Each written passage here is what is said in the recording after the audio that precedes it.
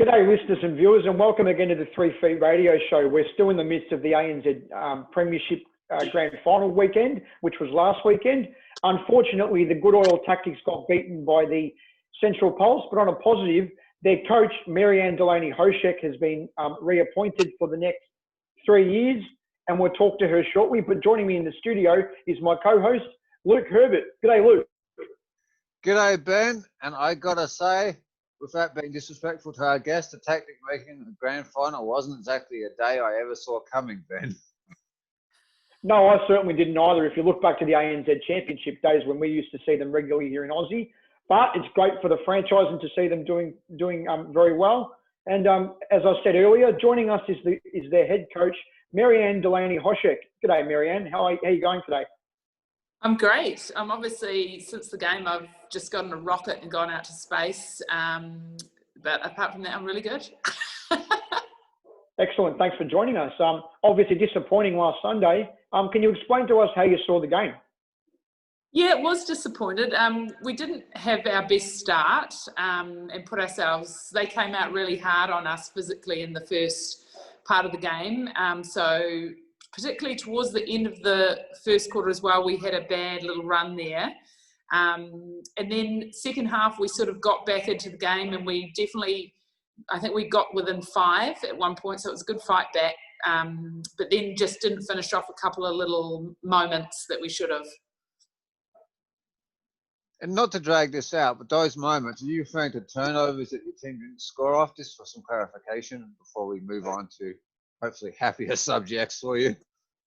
Yeah, it was, because we put them under pressure quite well defensively in that third quarter, and then into the fourth quarter as well. We were getting some ball, but some of our just our basic turning fully and things that we didn't execute very well in the fourth quarter. And I actually, if we had scored that 1, we were sort of 5 and got them to 4, I think it would have been quite an interesting game.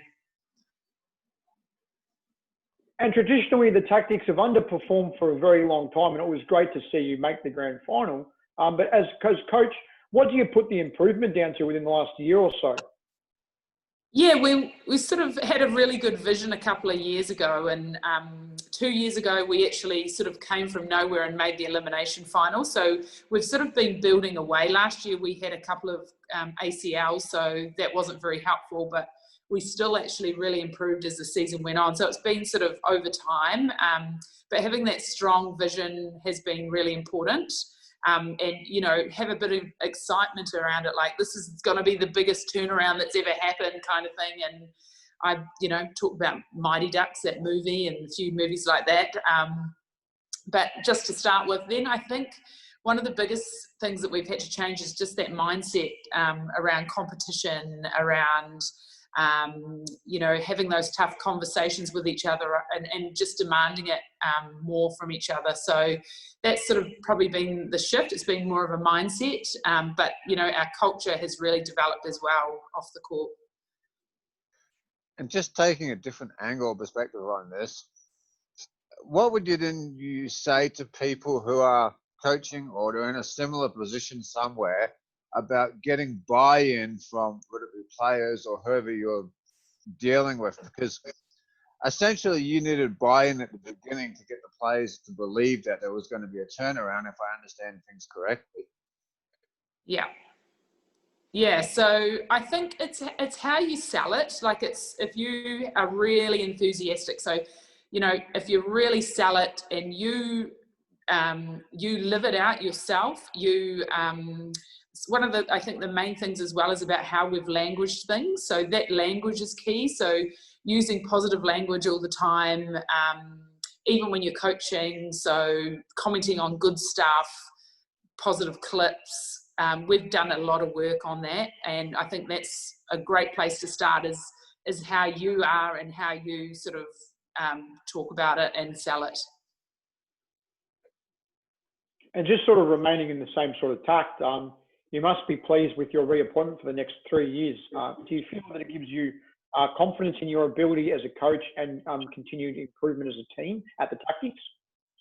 Yeah, I think it's really exciting because obviously in our role, a lot of the time people just put you on a 1-year contract and they like seeing from year to year what's sort of going on. But I think having a 3-year deal means that you can sort of look at the big picture of where the club's going and look at that development below. And obviously there's been quite a bit of uncertainty with us because we went into liquidation, Netball Mainland did this year. So I think it gives a little bit of clarity that at least I'll be there. So we don't sort of know what the back office or anything's looking like at the moment, but there is that surety. So I think it's a good thing. And just on a happier note, because Ben and I probably don't need to cover Netball Mainland's woes, I think we're better off just focusing on the turnaround the team's had on the court for this interview. But how did it? Must have felt pretty good to get that a record sellout home game. Because I remember seeing the news of it on Facebook, and even though I don't live up in the Greater Christchurch area anymore and haven't for quite a while, I thought this is really, really good for the Tactic. Yeah, it was amazing actually. It was so cool. And I suppose just because of our situation and, you know, we only got one home game this year, whereas most teams sort of got 3 or 4 after we had that initial sort of centralised thing. So everyone just came and it was so good because you can imagine kids just not seeing netball the whole year. It was a great opportunity for them to come and enjoy a game. And yeah, the public just got behind us and it was just such an awesome experience. Even for the girls just to play in front of a crowd like that was fantastic. And that's obviously further evidence that from the quakes a couple of years ago that things have certainly rebuilt. It obviously takes time, but it has happened, hasn't it? It has. And, you know, we've had a few things over the years and obviously the team was not doing well for years, but we've actually still had a core of hard-nosed supporters that through it all have been at all of the games. So it's really nice for them now that we actually have been performing and winning games. And what's coming up in terms of like player negotiations or building the squad up for next season? I know there's a lot of uncertainty around with COVID, but you still, I guess you have to assemble a squad and hope for the best, I guess. Yeah, well, we're kind of in the same boat because every team's got like a salary cap. So we still have that the same as everyone else. So there's a new system this year where you have tier 1 to 5 and you've got to put 2 players in each tier. So that's kind of a bit different for us. So that's all going on at the moment. And I've got to say, it's probably, as a coach, it's your worst time of the year. It's like, it's not a nice time of the year. But it's something that has to be done.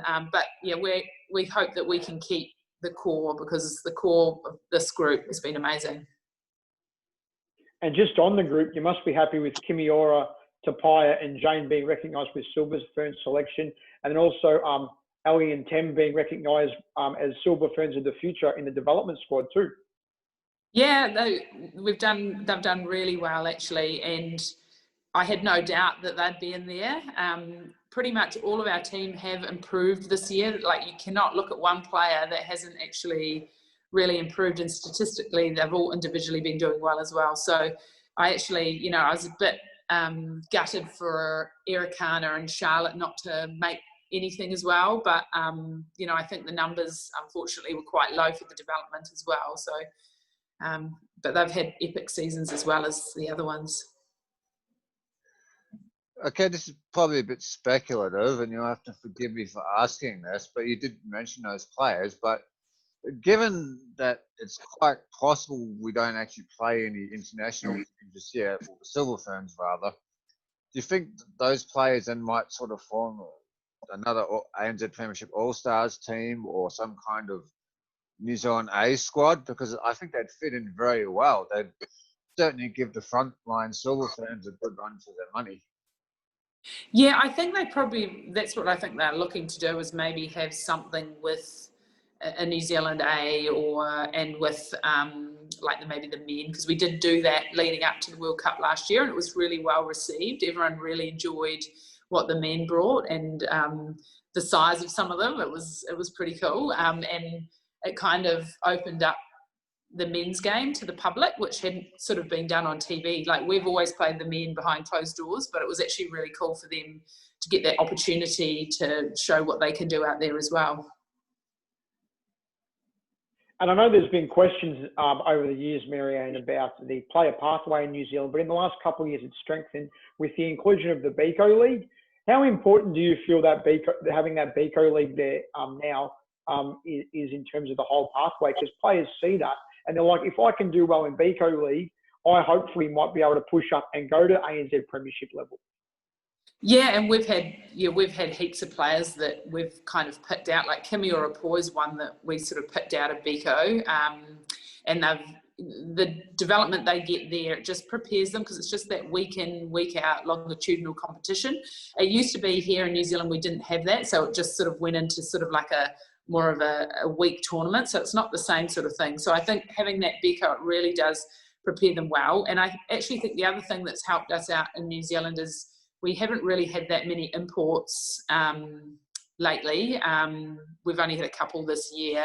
And I guess it means that with that, because we have quite strict rules, you can only have one anyway. And people haven't really chosen to even have them. And we haven't had one this year. And I do think it's building our players here and we're getting sort of back to where we were at. Just speaking of building the players, and this is, again, sort of a roundabout way of coming to this topic, but do you think then the ANZ Premiership, after, because we're talking, the split after the ANZ Championship ended, in other words, and the Australians have gone a different direction for their own reasons, which is well documented, and that's fine. But do you think we are now saying a return to this old school tribalism, putting aside COVID, which I know is difficult to do, but it's all basically because we've got only 6 teams in the ANZ Premiership. We're essentially relying on tribalism and local derbies to drive crowd attendances. And I've noticed it myself. Like, I tend to think, if we're going to Seal are playing the tactic, or it's going to be an Auckland derby, just so I can appear a little less unbiased before Ben wants to kill me. This needs to be, or there is a bit of an edge in these games that perhaps was missing in the old ANZ Championship. We lost a bit of that.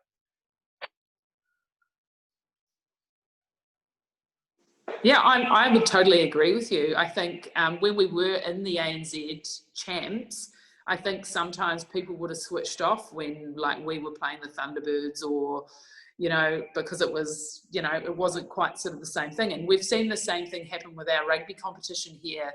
It's gone gangbusters and the games have been really good. So it's, I do think it's quite good. I think for us as New Zealanders, our space marking, because it's something that we really only do, it sort of keeps that sort of in our country. And then when we go and play Aussie, it becomes a bit of a fright, it's quite different for them to play against. So I think, I think you might be right.